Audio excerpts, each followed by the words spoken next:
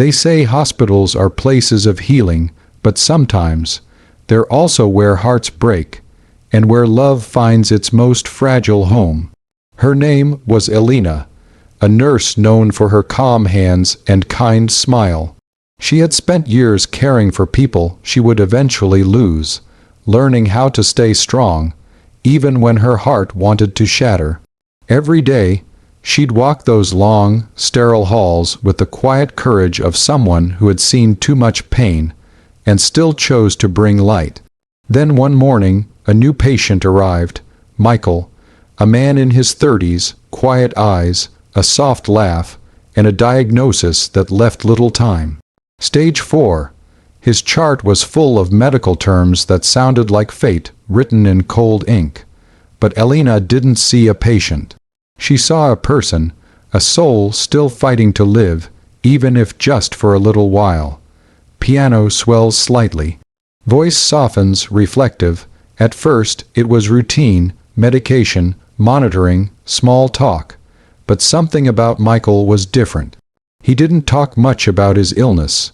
Instead, he talked about life, about sunsets, about his sister's laughter, about the dog waiting for him at home. He made Elena laugh, something she hadn't done at work in years. And slowly, without meaning to, she began to stay a little longer after her shift, bringing him extra tea, asking about his day. They talked about books, dreams, and the kind of life he might have had if time had been kinder. Soft pause. Piano fades into a single note pattern. One night, Michael looked at her and said, "You spend so much time saving everyone else. When do you let someone save you?" Elena didn't know how to answer, because in that moment, she realized she had crossed the invisible line between care and connection. Between duty and love. Short silence. Then, the tone becomes heavier, emotional. The doctors said he had weeks left. But every day felt like a lifetime between them. He grew weaker, yet his smile never faded. He told her he wasn't afraid anymore, that her presence made dying feel less lonely. And Elena, she found herself praying not for a miracle cure, but for one more day, one more laugh, one more sunrise. Just a little more time to love someone she could never truly have. Music deepens, emotional crescendo building. Then came that final night. The monitors beeped softly, the world outside was asleep. She sat beside him, holding his hand, whispering stories he could barely hear. He turned to her, his voice barely a breath. "Promise me you'll keep living, not for me, but because you deserve to." A tear slipped down her cheek as she nodded.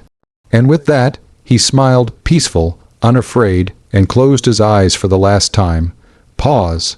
Piano softens again, gentle and slow. The next morning, the room was empty. But Elena swore she still felt his warmth in the sunlight through the window. She kept her promise, she kept living, healing others, loving deeper. But she carried him with her not as grief, but as gratitude. Because for the first time, she understood what it meant to truly heal, not just the body, but the heart. Soft swell, final words warm and hopeful. Sometimes, love doesn't need forever to be real. Sometimes, it only needs a moment, one heartbeat, one connection, to last a lifetime.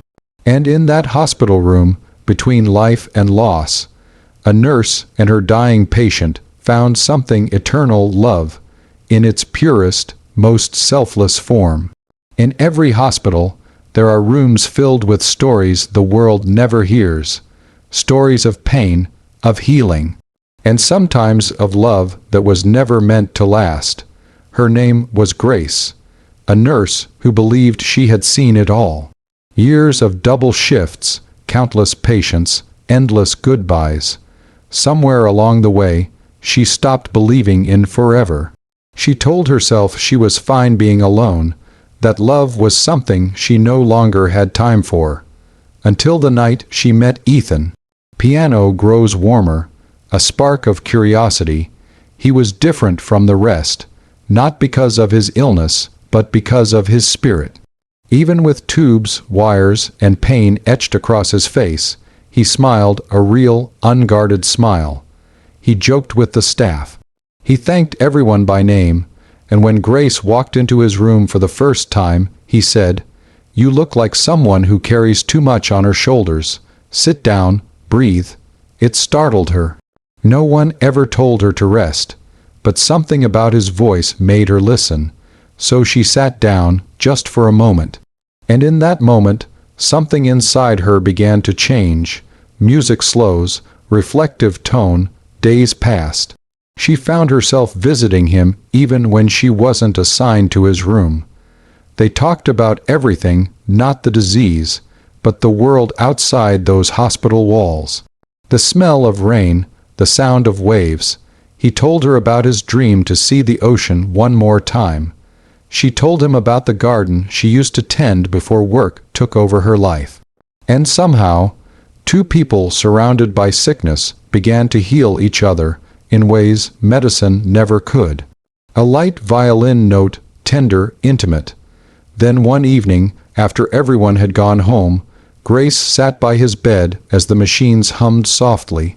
Ethan looked at her and said, "You spend your life saving people, but who saves you when your heart gets tired?" She wanted to answer, to tell him that no one did.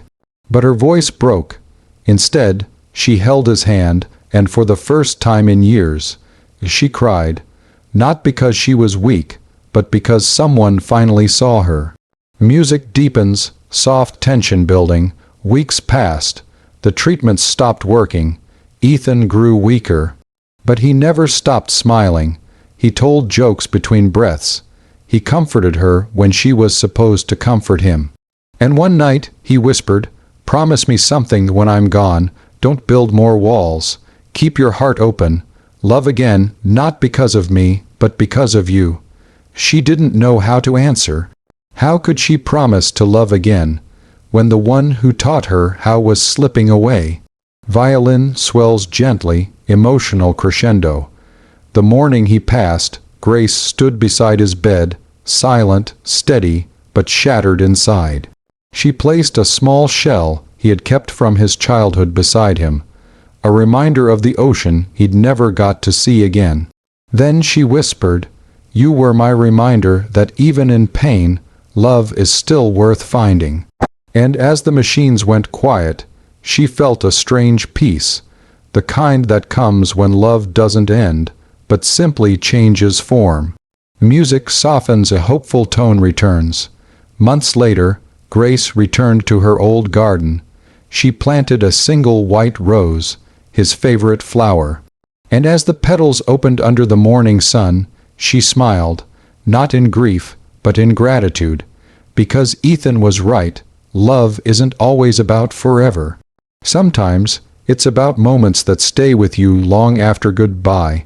Final pause. Piano fades into silence. Love found her in a place built for endings.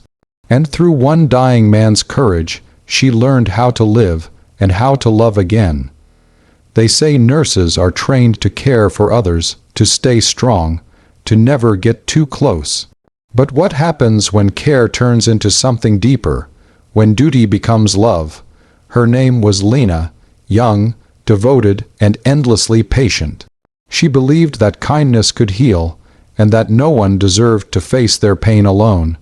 She had seen people come and go, but nothing could have prepared her for Daniel. Music softens, introducing a single cello note, intimate, quiet.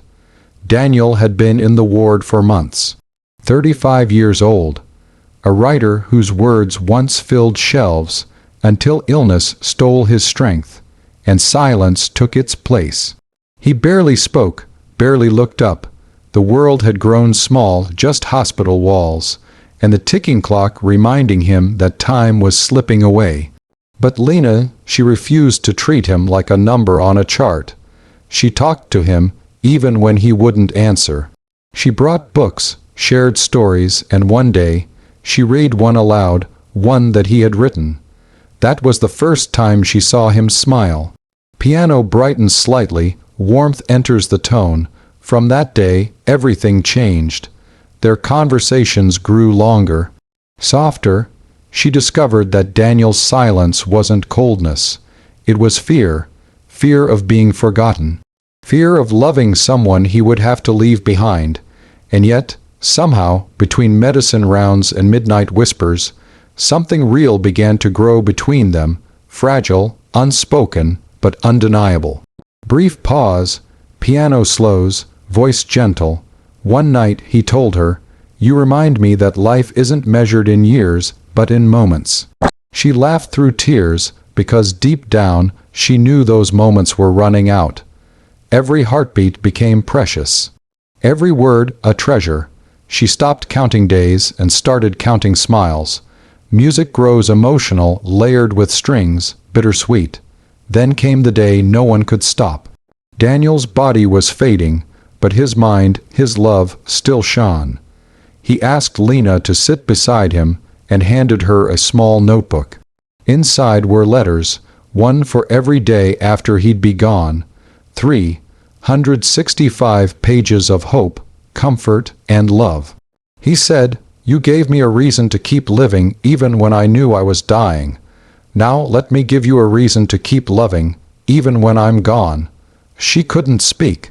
Her hands trembled as tears fell onto the pages, and all she could whisper was, "Thank you for seeing me."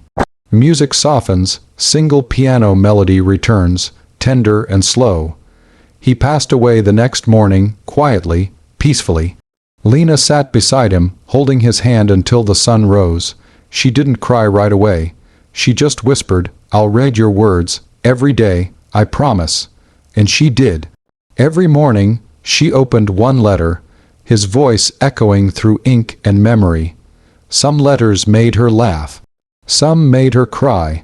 And one day, months later, she reached the final page. It said, "If you're reading this, you've kept your promise. Now it's time to live again. Don't stay where I left you, go where life calls you next." Lena closed the notebook, walked outside, and felt the warmth of the sun for the first time in months. She smiled, not because the pain was gone, but because love had taught her something beautiful, that even when life ends, love doesn't. It lingers, in letters, in memories, in the quiet courage to start again. When duty turned into love, Lena found her purpose, not just to heal others, but to let herself be healed too. Some stories don't end when a heartbeat stops. Some loves are too deep, too pure, to ever fade away. Her name was Isabel, a nurse who had learned to hide her pain behind smiles. For years, she cared for others, but she had forgotten how to care for herself. Until one night, a man named Noah was admitted to her ward, a man whose body was failing, but whose spirit was still alive with light. Music softens. A faint breath of strings enters wistful tone. He was quiet, calm, the kind of calm that hides storms beneath the surface. He talked little about himself, but always asked about everyone else. About the janitor's daughter's piano recital. About the receptionist's exam. About Isabel's dreams. And that surprised her, because no patient had ever asked her that before. "Dreams," she said, "I don't really have time for them anymore." "Then maybe," he whispered, "it's time to make time." Piano grows warmer, steady, emotional. It started small. She brought him tea after rounds. He'd ask her to read the newspaper aloud, and they'd laugh about headlines that no longer mattered. Somewhere in those moments between care and conversation, she found herself waiting for the next shift, just to see him again. She told herself it was compassion, but deep down she knew it was something more. Music slows, turns gentle and melancholic. Noah's condition began to worsen. Each day his body grew weaker, but every time she entered the room, he smiled like she was the one thing keeping him here. One evening, she found him looking out the window at the rain. He said softly, "You know, I used to be afraid of dying, but now I think maybe love is what stays after we're gone." She froze. Because part of her wanted to believe that too, that love didn't vanish. It just changed form. Pause. Cello hums softly. That night, when she left his room, she couldn't hold back her tears. For the first time, she wasn't just a nurse saying goodbye to a patient. She was a woman realizing she was about to lose someone she loved. They met in a place where people come to heal, but somehow they healed each other instead. Her name was Clara, a nurse with hands that never trembled and a heart that no one ever truly saw. She had spent years watching life and death trade places. The laughter, the tears, the farewells that left rooms echoing with silence. To everyone else, she was calm, professional, unshakable. But inside, she was empty. Because when you spend your days saving everyone else, you sometimes forget how to save yourself. Then came Liam, a patient whose smile didn't match his condition. He was young, too young, but his eyes carried the weight of a man who had lived 100 lives. He was dying, yes, but he was also alive in a way that Clara hadn't been in years. Soft guitar joins the piano, a gentle warmth. He asked questions no one else did. Not about his illness, but about life, about her favorite childhood memory, about whether she believed souls could meet twice, once in life, and again somewhere after. Clara tried to laugh it off, but his words stayed with her long after her shift ended. There was something about Liam, something that reminded her that even in endings, there could be beginnings. Music swells softly, a heartbeat rhythm in the background. As weeks passed, their bond deepened. Between Roman IV drips and whispered jokes, between pain and patience, they found something that couldn't be written in medical charts. He would tell her stories about his travels, about cities he'd never actually seen but dreamed about. She'd close her eyes and picture them together. Sunsets over oceans, laughter echoing through crowded streets, a life that would never be theirs, yet felt so real. Sometimes she'd catch herself smiling for no reason, and in that moment, she wasn't just a nurse. She was a woman rediscovering what it meant to feel. Pause, music slows, gentle piano melody continues. One night, Liam said softly, "Clara, you're not just taking care of me. You're teaching me how to live while I still can." She wanted to tell him the truth, that he was teaching her the same thing, but she couldn't, because love between nurse and patient wasn't something she was supposed to admit. So instead, she smiled and let silence say what words could not. Music deepens, a low cello note enters, signaling change. Then came the night the monitors began to slow. The air felt heavier, the lights dimmer. Clara knew what was coming, but knowing didn't make it easier. Liam looked at her, struggling for breath, and whispered, "Promise me when I'm gone, don't close your heart again." Tears blurred her vision. She held his hand, and for the first time in her career, she said the words she'd never dared before, "I love you." And in that final moment, he smiled that same soft, knowing smile, and whispered back, "I know." Then, silence. Just the soft hum of machines, and the echo of a love too powerful for rules to contain. Music fades to near silence. Then, a slow, hopeful piano theme begins, brighter, gentler. Weeks passed. The world moved on, as it always does. But Clara couldn't. Every hallway reminded her of him, every empty bed, a shadow of what was lost. Until one day, a letter arrived. It was from Liam, written days before he passed. Her hands shook as she opened it. It read, "Clara, if you're reading this, I'm already gone. But I want you to know I wasn't your patient. You were mine. You taught me to live without fear, and I hope I've taught you to love without regret. You are more than a nurse. You are the reason I believed in tomorrow. Keep helping others, but never forget that your heart deserves healing too." She pressed the letter to her chest, and for the first time, she let herself cry, not from loss, but from love. Music swells, violins rise softly, emotional crescendo. Months later, Clara left the hospital for the first time in years. She traveled to the coast, the place Liam always talked about. Standing by the ocean, she felt the wind against her face and whispered, "I made it, Liam." And though there was no reply, she swore she felt something, a warmth, a presence, as if he were standing beside her, smiling again. Music slows, calm and peaceful now. She realized then that love doesn't end with goodbye. It becomes something else. It lives in the choices we make, in the kindness we share, in the courage to open our hearts, even when they've been broken before. Clara returned to the hospital, not as the same nurse she once was, but as someone forever changed. When new patients came in afraid, she smiled and said, "You're not alone. You're safe." Because she finally understood, love doesn't belong to the living or the dying. It belongs to the human. Music softens to a single note, a heartbeat, then silence. She was more than a nurse.